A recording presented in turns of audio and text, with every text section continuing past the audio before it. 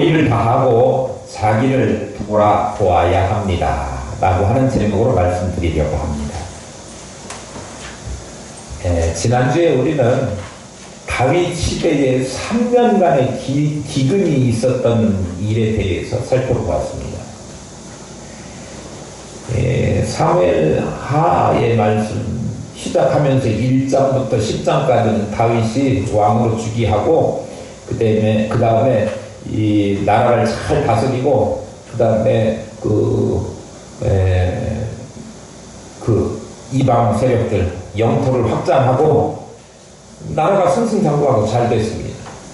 그런데 10장 이후에 보면 우리아의 아내를 범한 이후 범죄한 이후에 이제는 아주 고생 찔찔이 하면서 이 왕 쿠데타, 자기 아들이 쿠데타를 일으켜가지고 마하나임까지 쫓겨가는 그런 어려움을 겪어야 했습니다.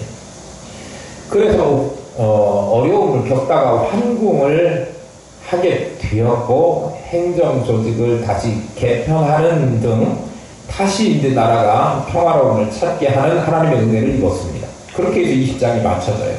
그리고 이제 우리가 21장부터 살펴보게 되었는데 21장의 내용은 21장에 나오는 내용은 사건 순서대로 이렇게 전개된 것이 아니고 그 이야기를 어떤 목적을 가지고 그 뒤에다가 프로처럼 딱 써놨기 때문에 이게 어느 시대에 어느 때에 일어나는가 정확히 판단하기가 힘듭니다. 근데 어쨌든 다윗 정부 때에 다윗 시대에 3년간의 기근이 있었습니다. 당시의 기근은 재앙으로 여겨졌습니다.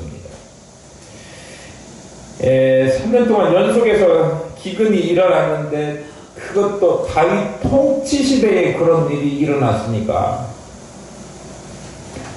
다윗 입장에서는 아니 하나님께서 나를 왕으로 세우신 것이 마땅하지 않으신가? 라고 하는 생각을 가질 수 있었습니다. 백성들도 그렇게 생각할 뻔하죠. 그러니까 다윗이 이 문제를 빨리 기근을 빨리 헤쳐나가야 되는데 하나님께서 내리신 재앙이라고 하면 그것을 헤쳐나갈 방법은 뭡니까? 하나님 앞에 기도해야 되는 거죠. 하나님 뜻이 어디 있는가? 하나님 앞에 기도했더니 하나님께서 응답 주시기를 사울이 기브온 사람들을 죽인 그 연유 때문이라고 가르쳐 주셨습니다.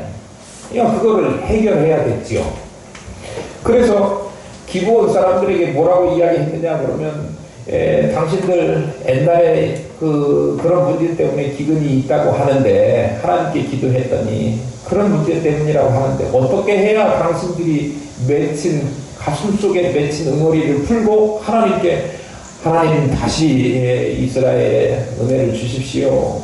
우리가 이방 사람으로서 여기에 머물러 살고 있는데 그래도 이 땅에 복을 주셔야 우리도 살아가는데 편안할 것 아닙니까? 이렇게 할래. 뭐 이렇게 된 거죠. 사실 그 기브온 사람들을 죽인 사건은 사울 시대에 그런 일이 벌어졌는데 한참 거슬러서 이스라엘 사람들이 애국 땅에서 출애굽해가지고 가나안 땅에 들어왔을 때 비롯된 그때 가나안 땅에 들어왔을 때 하나님께서 이 가나안 땅에 거주하고 있는 이방 민족들을 다 봐주거나 그들을 용서하거나 그러고 어울려서 뭐 타협하거나 그러지 말고 다 진멸해라 그렇게 이야기했는데 여리고성 아이성 무너지는 거 보고 우리도 이러다가 죽겠구나 라고 생각한 기브온 사람들이 꾀를 내가지고 멀리에서 온 사람 여기에 살고 있는 사람이 아니라 먼 데서 인자 온 사람처럼 그렇게 꾀를 낸 거예요. 그래가지고 우리 여기 살게 해주십시오. 그러면 우리가 이스라엘을 위해서 큰 일을 하겠습니다. 돕겠습니다. 그렇게 속아서 계약을 체결해요. 조약을 체결해요. 근데 사실은 그들은 가나안 원래 살고 있던 그런 사람들이어서 내쫓아야 될 대상이었다 그런 얘기죠. 물론 속아서 계약을 했지만 계약은 계약이고 그 계약 언약은 하나님 앞에서 한 거잖아요. 하나님의 사람들이 한 것은 하나님 앞에서 한 거예요. 그러니까 우리는 특히 조심해야 될 것이 뭐냐 그러면 우리는 예수 믿는 사람들이잖아요. 하늘 깊은 교회 성도들이잖아요. 하늘 깊은 교회 이름 걸고 그 사람이 다른 사람들을 상대로 해서 약속했으면 내가 한 약속이지만 하늘 깊은 교회 성도 아니 하나님의 백성인 내가 약속하는 거라고. 그러니까 약속이 중요하다. 나 혼자 개인적으로 한 약속이지만 그 효력은 하나님 앞에서 한 약속이기 때문에 그만큼 중요한데 이스라엘 백성들이 그 약속 언약을 미리 선조들이 해놨는데 사울은 그것을 필요 없어 이제 저것들 내가 죽여야지. 그래야 이 땅에 이 가나안 땅에 하나님께서 허락하신 이 거룩한 땅에 누구만 있어요? 거룩한 선민 이스라엘 백성들만 살게 될 거 아닌가 이런 생각을 가지고 있었죠. 단일 혈통을 유지하겠다 그런 생각이었어요. 그래가지고 기브온 사람들을 죽였지 않습니까? 제가 지난주에 어떤 이야기 들으냐면 독일 히틀러가 그 게르만 민족 우월성을 위해서 유대 민족을 막 가스실로 보내고 다 죽이고 실험실로 보내고 그런 일이 있었다고 했지 않습니까? 똑같아요. 그래가지고 기브온 족속을 처단하니까 기브온 사람들은 아니 어찌됐건 당신들이 우리하고 약속을 맺어서 우리 이 땅에 살게 하고 우리한테 세금 받아가지고 또 우리한테 그 노동력 우리가 제공하면 그걸로 나라의 일도 하고 성전의 일도 하고 뭐 이렇게 하도록 해서 지금까지 잘 지내오고 그렇게 약속을 우리는 잘 지키고 왔는데 사울은 왕이 되자 우리를 죽였다. 우리의 이 억울함을 어떻게 할 거냐. 이거는 이 사울이 그 사실을 모르고 죽인 게 아니고 알고 죽였기 때문에 돈으로 우리 조상들이 죽인 것을 어떻게 해결할 수 있는 문제가 아니다. 그러니까 뭘 요구했어요?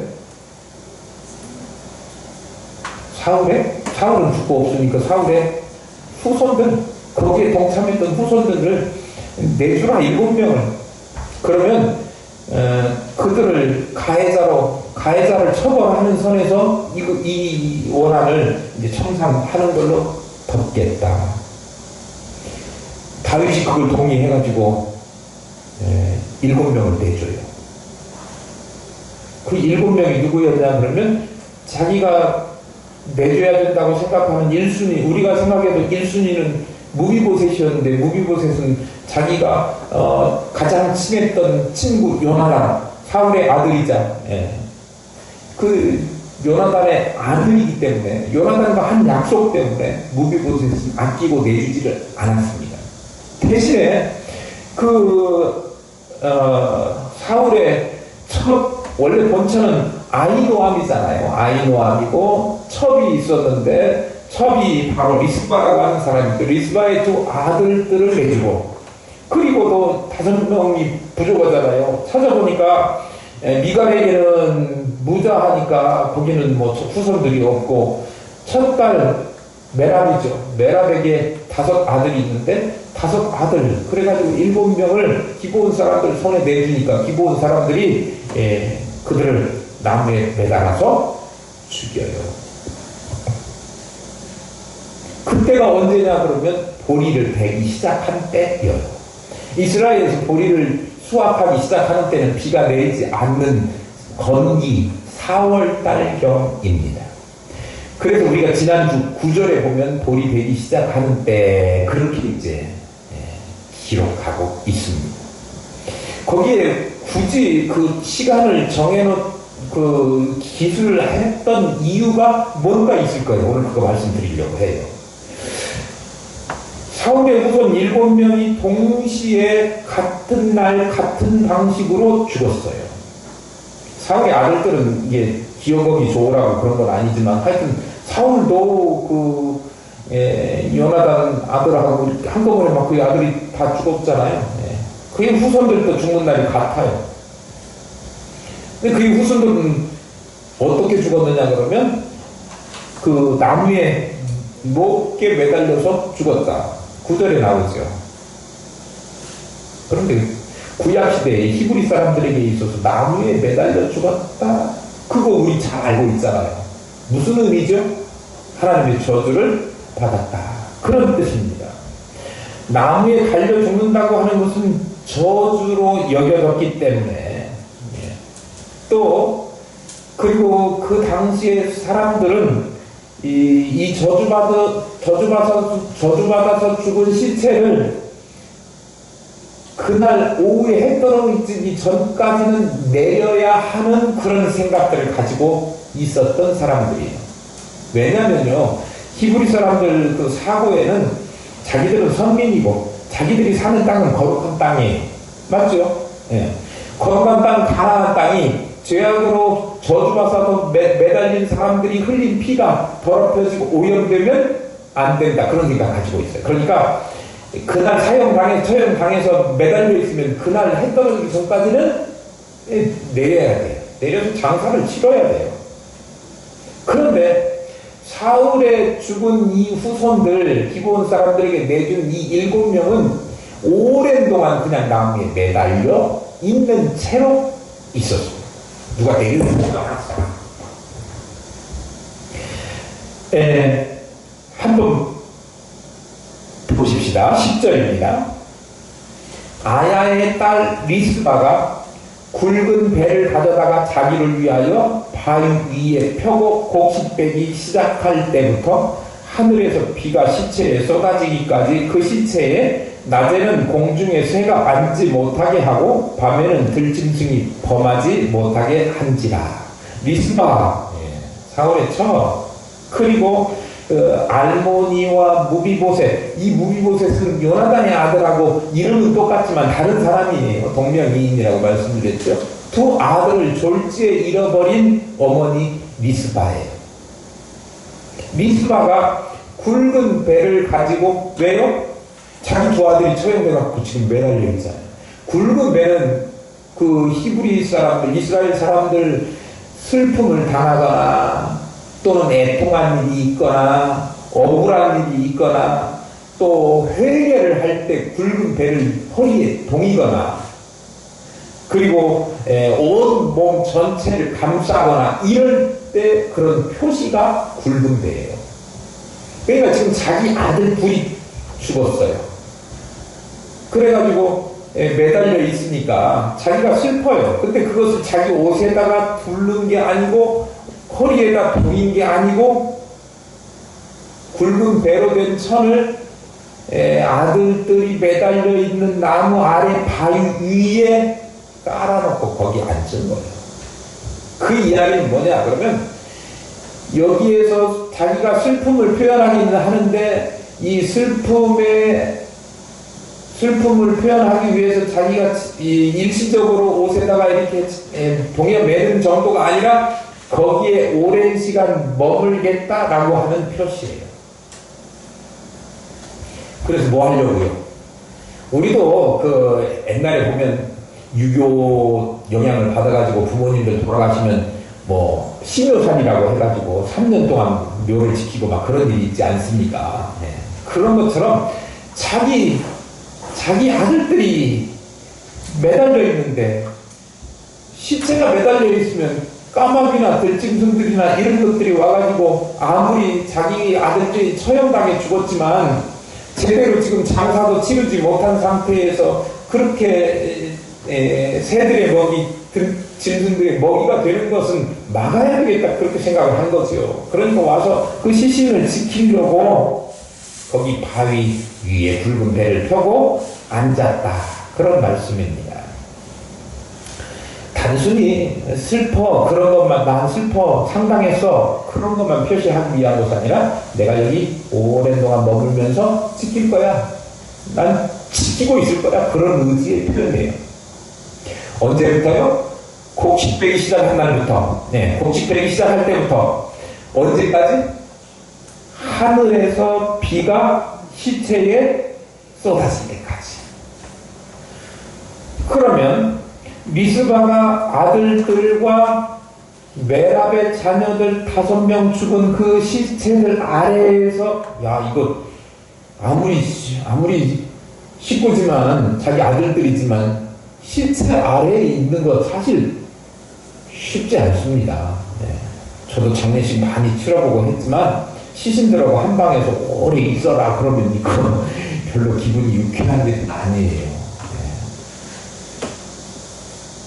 그런데 어쨌든 그런 시체 옆에 머물렀는데 얼마나 오랫동안 머물렀는지 기간은 잘 몰라요. 언제부터 언제까지? 곡식패기 시작할 때부터 시체에 비가 쏟아져 내릴 때까지. 근데 우리는 그래도 또 계산을 또 잘 하고 싶어 하지 않습니까? 그 기간이 얼마인지. 며칠 동안이나 도대체 리스바가 이 시체 밑에 있었는가. 두 가지를 생각해 볼 수 있습니다. 하나는 곡식빼기 시작할 때가 제가 몇 월 달쯤이라고 말씀드렸죠? 건기가 시작하는 4월 달부터. 그런데 비가 내릴 때는 언제냐, 우기가 시작될 때는 언제냐 그러면 10월 달이 되면 그때부터 이제 비가 내리기 시작해요.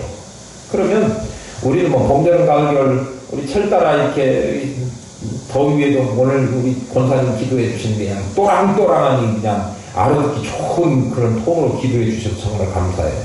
이 기도하실 때 대표 기도하시는 분들은 다른 사람이 잘 알아들을 수 있도록 연습하셔서 준비하셔서 기도하면서 다른 사람 잘 들을 수 있도록 또랑또랑하게 기도해 주시면 좋겠어요. 어쨌든 기도해 주시면서 철을 따라서 이렇게 구별하면서 또 더워도 이렇게 예배할 수 있도록 해달라고 그렇게 기도해 주셨는데 그 우기 10월달 그때까지 기간이라고 생각하는 사람들이 있는 거죠. 그럼 10월달까지라고 하면 대략 4, 5, 6, 7, 8, 9, 10, 6개월에서 7개월 정도의 기간 동안 그 여인이 거기서 우리나라 말로 하면 자식들 심혈관리 한 거죠. 그런데요, 잘 들어보세요. 여러분 선택해야 되니까. 또 하나는 그거 아닌 것 같다. 비가 오는 때하고는 상관없이 이 비가 오는 것은 하나님께서 진노를 거두시고 진노를 풀었다라고 하는 의미에서 내려주시는 비일 것이니 오늘 본문에도 보면 이 사울의 후손들을 처단 가해자 처형을 요구했던 기고온 사람들 그 요구를 수용해가지고 그 사람을 죽였지 않습니까? 죽이면 하나님께서 그들 때문이다 그렇게 얘기했으니까 그 일을 해결했으면 바로 비가 멈췄어야 되는데 그때 멈추지 않았거든요. 아니 비가 왔어야 되는데 비가 오지를 않았거든요. 그리고 나중에 이 장례를 잘 다 치르고 난 다음에야 비가 왔어요. 그러니까 아니요 그거는 그 계절적으로 건기가 시작할 때부터 우기까지야 그렇게 생각하는 팀이 하나 있고 하나는 아니 계절하고 상관없이 하나님의 뜻이 하나님이 허락하셔서 용서하셔서 하나님의 진노가 풀려서 비가 내리게 하신 때까지 그때까지다 라고 생각하는 사람들이 있어요. 여러분 뭐 같습니까? 선택해야 돼. 하나씩은 다 해야 돼. 1번, 2번 1번, 2번 우리 교회 성도들은 역시 예습을 하고 오신 것 같습니다.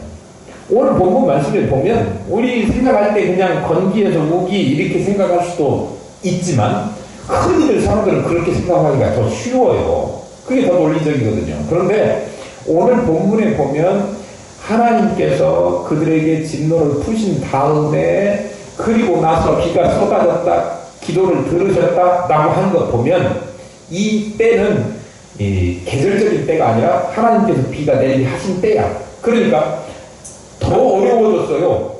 이 여자가 거기에 리스바가 거기에 얼마 동안 머물렀는지를 추정하기가 어렵죠. 6개월이 있었는지 1년이 지났는지 알 수 없어요. 그런데 그 기간이 적어도 며칠 상관은 아니고 꽤 오랜 시간이었을 것이다 라고 짐작할 수 있는 구절이 있어요. 13절, 14절에 한번 보시면 13절, 14절에 보면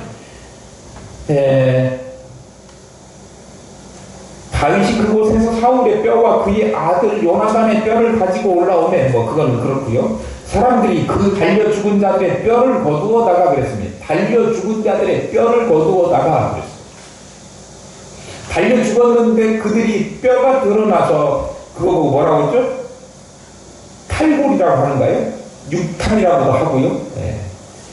그 매장을 하면 매장 한 개로 뼈가 아니 살이 다 금방 팍 썩어버리는 거 아니에요. 어떤 데는 아주 토질이 좋아가지고 잘 이렇게 부식이 돼가지고 뼈만 잘 남는 경우도 있고, 어떤 데는 10년이 지나도 그냥 살이 그대로 남아있는 그런 묘도 있거든요.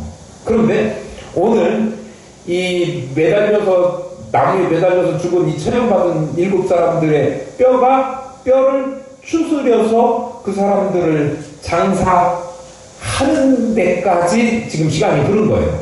그러니까 적어도 하루 이틀 상관은 아닌 듯하죠. 꽤 오랜 시간이 흘렀어요.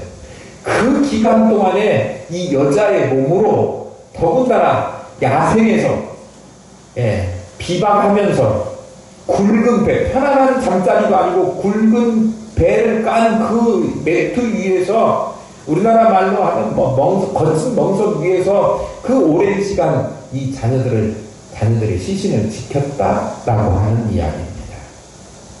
쉽지 않은 이야기입니다. 짐승들의 먹이가 되는 것을 방지하기 위해서 거기에서 지켰는데, 사실은 자기도 짐승의 먹이가 될 수 있는 위험성이 있어요.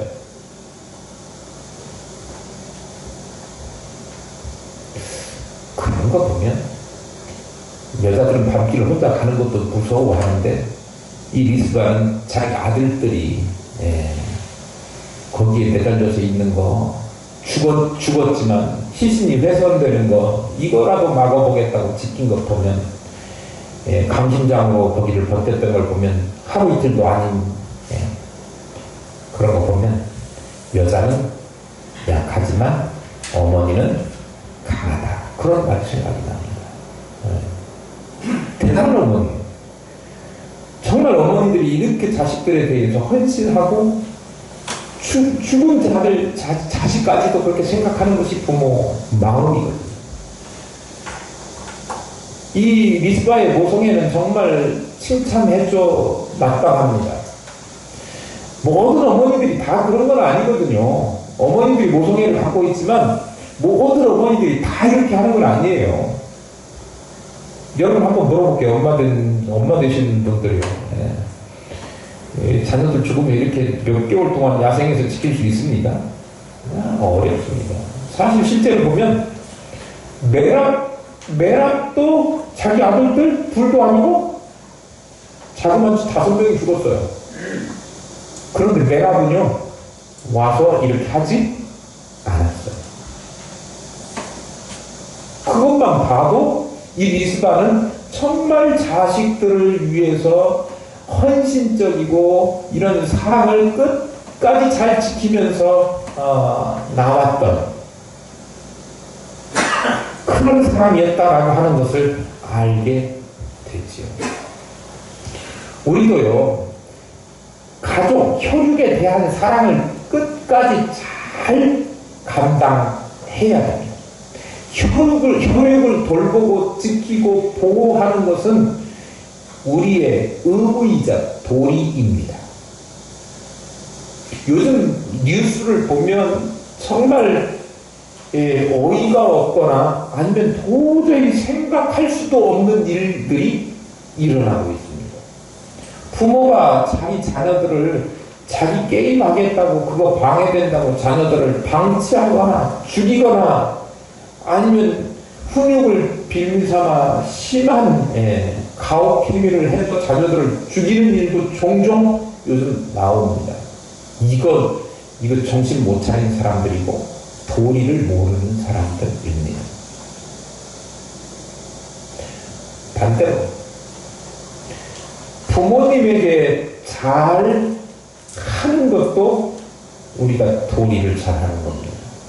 우리도 언젠가는 늙을 거고 또 죽음을 가까이에 두고 그런 노년을 보낼 시기가 다가올 것입니다. 누구도 예외는 없을 것입니다. 그러니까 자식들은 늙은 부모가 이제는 힘도 없고 뭐 하실 수 있는 능력도 없고 쓸데없고 집만 된다고 생각해서 방치하거나 찾아가지도 않거나 외면하거나 그런 일들을 하는 시대가 이 시대가 되어버렸습니다. 우리 교회 빼고요. 너무 심각하게 듣지 마세요. 우리 교회 우리 손집사님, 손주기 집사님 매주 날마다 아버지한테 찾아가셔서 말씀으로 권면하고 그러니까 그 감동받아가지고 그 노년에 예수 믿게 되고 하나님께로 돌아오는 그런 은혜를 주시지 않았습니까? 네. 자식들은 늙은 부모를 위해서 봉양해야 됩니다. 우리 선입자님 뿐만 아니에요. 안건산도 자기 부모님 때문에 늘 마음 쓰시고 그렇잖아요.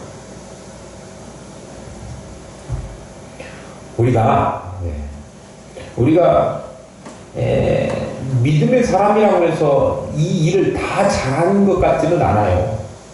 어떤 사람은 옛날 성경에 뭐 고르반 뭐 그런 거 핑계 대면서 자기 의무를 잘 못하는 사람들도 있었는데 오늘날도 여전히 신앙생활을 핑계 대면서 나는 교회 일 해야 되기 때문에 부모님 모실 시간도 없고 교회 일 해야 되기 때문에 세상일 직장인들도 잘 못하고 집안 청소도 잘 못하고 다른 거 다 엉망진창으로 하면서 교회에다 핑계 신앙생활 핑계 대는 사람이 있어요.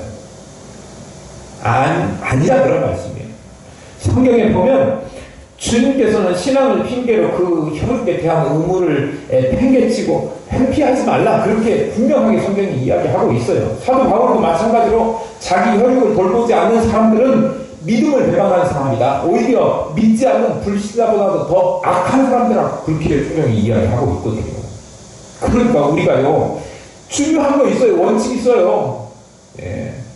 부모가 먼저입니까? 하나님이 먼저입니까? 이거 참 애들한테 뭐 물어보는 거고 똑같은 질문이지만 주님에 대한 신앙이 무엇보다도 1순위예요. 그거 분명히 하십시오. 그거 분명히 하십시오. 네. 그리고 그 주님을 잘 섬기는 사람이라고 하면 가정과 부모와 자녀에 대한 책임과 도리를 다 해야 된다 그런 이야기예요. 제가 이런 이야기는 좀 불편하실 수도 있겠어요.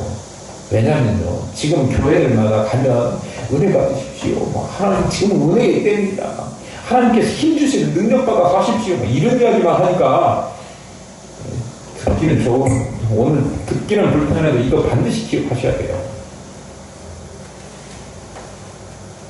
주님에 대한 신앙이 모든 것보다 우선해야 되는 것 분명한 사실입니다. 그러나 주님에 대한 신앙을 핑계 삼아 다른 일, 가정과 또 사회와 직장에 대한 책임과 도리와 의무를 다하지 않는 것 또한 잘못이다 그런 이야기예요. 그러니까 신앙을 가진 사람들은 더 책임이 또 더 해야 될 일들이 훨씬 더 많은 거예요. 열심히 사셔야 돼요. 우리가 마땅히 사랑하고 위해야 될 내 혈육을 외면하지 말고 힘써 사랑해야 됩니다. 혈육에 대한 사랑의 의무를 다하는 것은 한 혈육이 되게 하신 하나님의 뜻에 순종하는 거예요. 믿습니까? 네. 확대해 보십시다.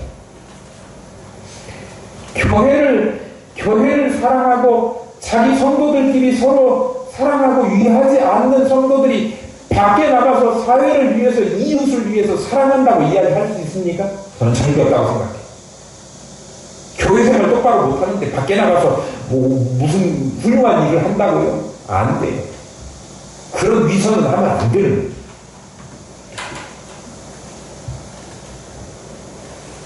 그러니까요, 우리가 제일 먼저 뭐 해야 되느냐 하면 하나님 사랑, 교회 사랑, 그리고 가족들 사랑, 그리고 이웃들 사랑이지. 그것이 마땅한 도리이고 그 사랑을 할 수 있는 사람만이, 교육을 잘 돌보고 도리를 다 할 수 있는 사람만이 하나님도 사랑할 수 있다 그런 거예요.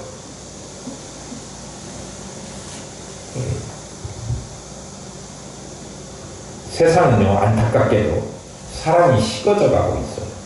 그리고 가족 간에, 인륜 간에, 또 사람들 사이에 지켜야 될 도리나 이런 것들도 예절도 사라져가는 그런 시대예요.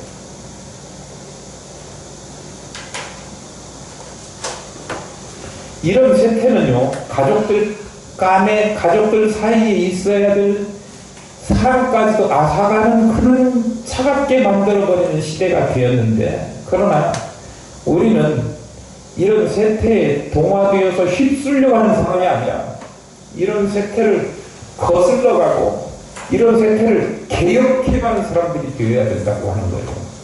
신앙을 지키는 마음으로 더 뜨겁게 사랑하고 자기에게 맡겨진 도리를 가정에서도, 교회에서도, 이 사회에서, 직장에 가서 잘 감당하실 수 있기를 축복합니다.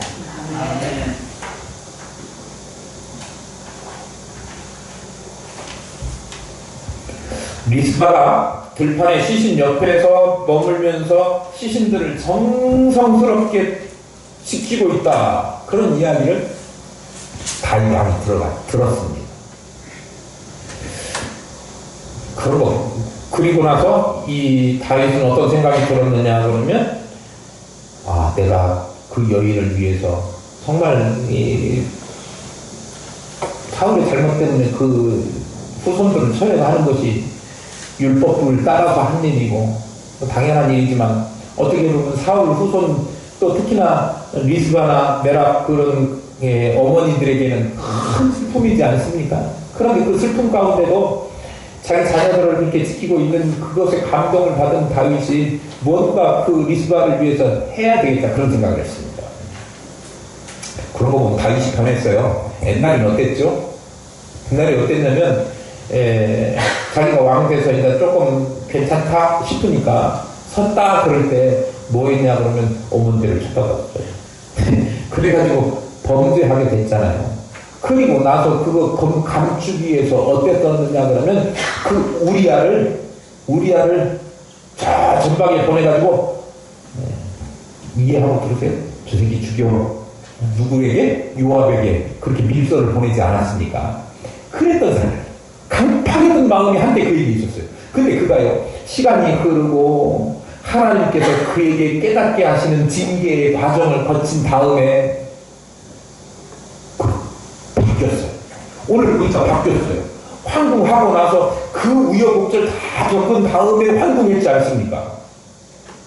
그리고 나서 보니까 이 슬픔을 당한 여인들의 마음까지도 헤아려서 그들에게 뭔가 해줘야 되겠다라고 하는 마음이 들어갈 수 있는 왕으로서의 어진 마음이 그에게 생겼다 그러는 거예요. 사람이 바뀌었어요.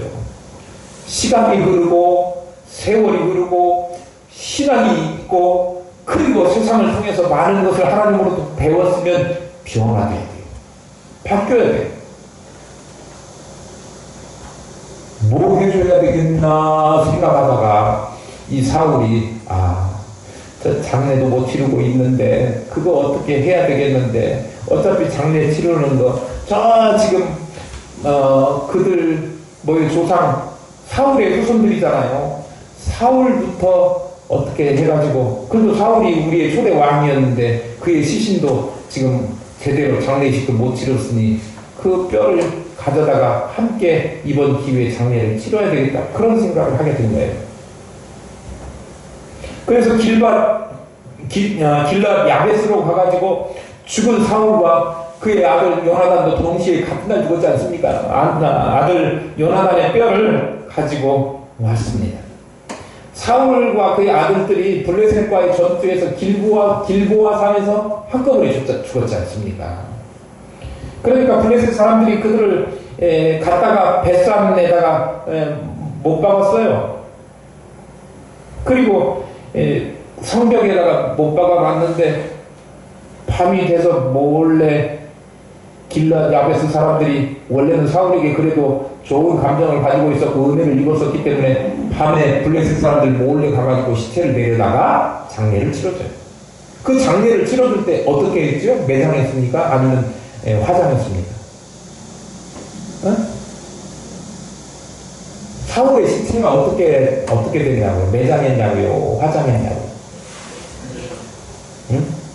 우리 살펴봤는데요. 사무엘상 31장 12절에 보면 모든 장사들이 일어나 밤새도록 달려가서 사울의 시체와 그의 아들들의 시체를 벳산 성벽에서 내려가지고 야베스에 돌아가서 거기서 불사르고 뭐 했어요? 화장했어. 화장하면 뭐 남죠? 타고 남은 뼈 형태가 남아요. 완전하지도 않아요.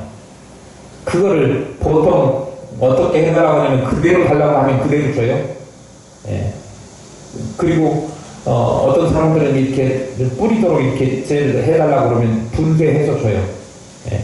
그러니까 여러분들이 그냥 그 부모님들 이렇게 장례 치르고 화장할 때 이렇게 달라 저렇게 달라 요구할 수 있어요. 근데 당시에 뼈를 나갔다 우리 본문에는 성경에는 그렇게 써있지만 뼈를 가져온 것 같지는 않고요. 화장이기 때문에 태우고 난 그 뼈 형태의 재 아니면 분쇄해서 뭐 하여튼 화장을 하고 난 나머지 사울이 남겨두고 간 육체에 남은 거 그것을 가지고 온 거예요. 그래가지고 그 뼈를 리스바의 아들들 그리고 메랍의 아들들 그러니까 사울의 후손들 7명 동시에 같은 날 죽었는데 그들의 뼈하고 함께 가지고 가가지고 베냐민 땅 사울의 아버지 이름이 뭐죠? 기스의 묘에 한꺼번에 장사를 지내요. 합장을 해줬어요. 뭐 합장이라고 하면 우리나라처럼 막 빵 파갖고 거기다 이렇게 한꺼번에 묻었다 그런 거 아니고요. 합장이라고 하면 거기는 이 동굴과 같은 그런 묘 형태이지 않습니까? 그러니까 그 안에 같이 묻었다 장례를 치러졌다 그런 얘기예요. 그러니까 그 다음 에야 14절 한번 보실까요? 사울과 그의 아들 요나단의 뼈와 함께 베냐민 땅 셀라에서 그의 아버지 기스의 묘에 장사하되 모두 왕의 명령을 따라 행하네. 모두 왕의 명령을 따라 그렇게 장사를 치르니까 그 후에야 하나님이 그 땅을 위한 기도를 들으십니다. 여러분 그 땅을 위한 기도를 들으십니다. 뭘 해주셨다는 거예요? 피를 해주셨다. 그러니까 아까 정확한 기간은 모르지만 그 기간이 언제냐 그러면 비가 내릴 때가 언제냐 그러면 우기가 돼갖고 기간이 그 비가 내렸다 그거보다는 뭐가 더 신빙성이 있는 거예요? 하나님께서 그들에게 내리신 징계를 철회하신 시점이에요. 3년간의 기근이 풀렸다 그런 이야기입니다. 백성들이 어떻게 한 거에 따라서 모두 왕의 명령을 따라서 시신들을 합장해서 장례를 다 치러주고 난 다음에 비가 내렸어요. 잘 보세요. 잘 들어보세요. 사실 이 3년 기근이 유래된 건 어떤 것 때문이죠? 사울이 죽여졌기 때문에. 그럼 그 문제 해결하면 3년 기근이 없어져야 되는 거 아닙니까? 3년 기근이 와서 그걸 해결했는데 그걸 해결했음에도 불구하고 7명 처형했잖아요. 그러면 비가 내렸더라 해야 되는데 그때 비가 안 내렸어요. 근데 비가 내리지 않고 가서 이 여인이 오랜 동안 그 나무 아래에서 시신을 지키고 그거에 감동받은 다윗이 길랏 야베스 가서 사울과 요나단의 시신을 또 가지고 와서 그것을 또 한꺼번에 몽둥그려가지고 기스의 묘에다 장례를 할 때까지 오랜 시간이 지난 후에 장례식 다 치르고 나니까 그때 다 비가 왔어. 그렇다고 하면 하나님께서 3년 동안 계속해서 기근을 내리셨는데 그것이 단순히 사울의 죄악 때문만은 아니었구나 라고 하는 사실을 알 수 있죠. 계산되세요? 네. 죄악 때문이었다고 하면 사울의 죄악을 다 해결했잖아요. 완전수 7명을 가해자 처벌 요구하니까 그대로 들어줬어요. 그러니까 하나님의 공의에도 만족해요. 율법을 만족시키는 거예요. 왜? 고의로 죽이면 돈으로 속전을 받을 수 없잖아요. 죽여야 되는 거예요. 그게 율법이에요. 그러니까 율법대로 죽이는데 7명 후손을 내줘서 죽였어요. 그러면 하나님의 공의를 만족시켰고 그들이 원한을 푸는 일이었어요. 그러니까 그걸로 끝이 나야 되는데 그걸로 끝이 안 난 것은 비단 사울의 잘못만은 아닙니다.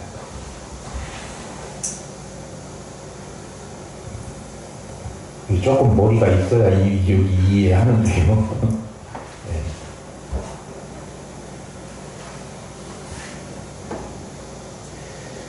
그들이 장례까지 잘 치러주고 난 후에야 기도를 들어주셨다라고 하는 이유는요. 사울에게만 책임이 있는 게 아니라 그 나머지 모두가 왕의 명령을 따라서 장례를 치러주었다 그 후에야 그랬거든요. 그러면 책임이 누구에게도 있다는 거예요? 백성들에게도 있다는 거예요. 사울이 기브온 사람들을 처형할 때 그러면 안 됩니다. 그러면 안 됩니다. 했어야 되는 거죠. 그런데 그때는 가만히 있고 또 보세요. 지금이라고 그 사람들이 죽어서 지금 매달려 있는 것을 놓아두고 그거 저 사람들이 옛날에 죽여서 그렇대? 그래서 저기 매달려 있는 거예요. 그리고 자기들은 아무런 책임이 없는 것이냐 그렇게 생각하고 있어요. 근데 그게 아니죠. 사실은 이스라엘 공동체 내에서 사울이 잘못 가고 있을 때 하나님의 뜻을 어기고 하나님의 언약을 저버리고 하나님 앞에서 한 약속인데 그걸 지키지 않고 사람 죽이는 것이 보통 일입니까?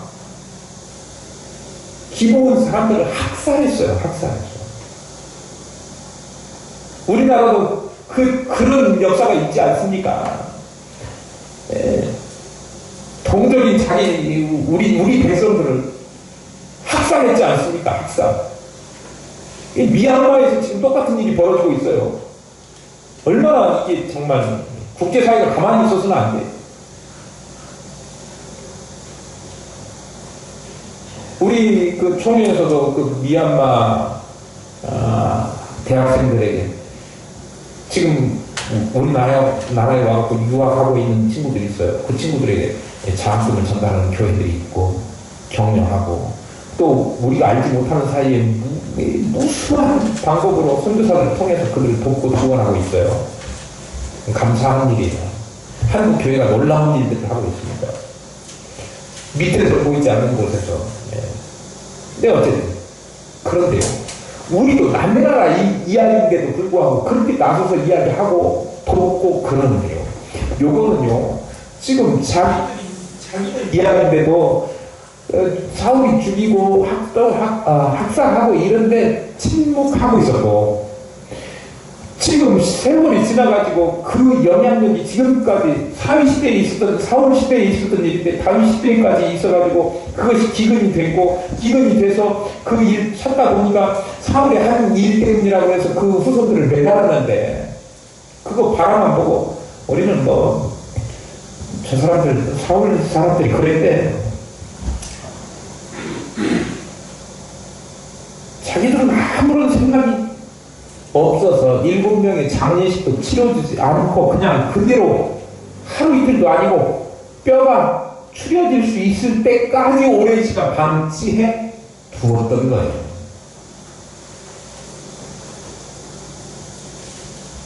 그러니 기브온 사람들의 요구대로 사울의 후손들을 잡아서 처형했음에도 불구하고 하나님께서 그것을 가만두고 기근을 해소시켜 줄 리가 없는 거죠. 기근을 즉시 거두어 가시지 않은 것은 당연한 거예요.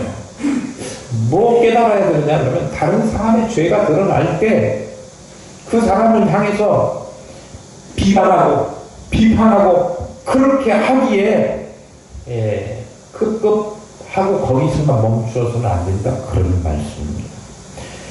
다른 사람이 죄를 짓는 것을 우리가 발견했으면, 다른 사람의 죄가 드러났으면 그 죄를 비판하고 정죄하기 하는 거에 급급할 것이 아니라 오히려 자기를 돌아보고 자신에게 있는 잘못과 자신에게 있는 죄악들을 장사 지내야 된다. 그런 거예요. 거울 삼아서 나에게는 무언가 잘못이 없는가 되돌아볼 줄 알아야 된다. 그런 말씀입니다. 자기를 돌아볼 줄 모르는 사람들을 하나님께서 결코 의롭다고 하시지 않아요. 그러니까 그때까지도 자기의 죄를 돌아보고 깨달을 때까지 뭐 한 거예요? 기근을 거두어 가시지 않은 거지요. 주님은 우리가 비판하는 그 비판함으로, 헤아림으로, 우리가 비판받고 헤아림을 입을 것이다. 그렇게 말씀하셨습니다. 우리는 어떤 사람들이 잘못을 보면서 심판을 받으면 그 사람은 죽을 죄인이고 나는 거룩하다, 나는 아무것도 알아, 나는 관계없어, 이렇게 생각하기가 쉬운데요. 그렇지 않습니다. 다른 사람이 죄를 인해서 심판받을 때 우리 그것을 거울 삼아서 우리 자신을 돌아보고 자신의 죄악을 먼저 장사 지낼 줄 알아야 됩니다. 그럴 때야 비로소 하나님으로부터 옳다 인정하심을 받게 된다. 우리가 성도로서 거룩한 사람으로 세워지는 것은 다른 사람을 비판한다고 해서 그게 우리가 거룩하게 세워지는 거 아니에요. 다른 사람의 잘못을 보고 나를 매일 갱신하고 바꾸어가고 새롭게 하고 고쳐갈 때 하나님 앞에 거룩한 자로 조금씩 세워질 수 있는 거예요.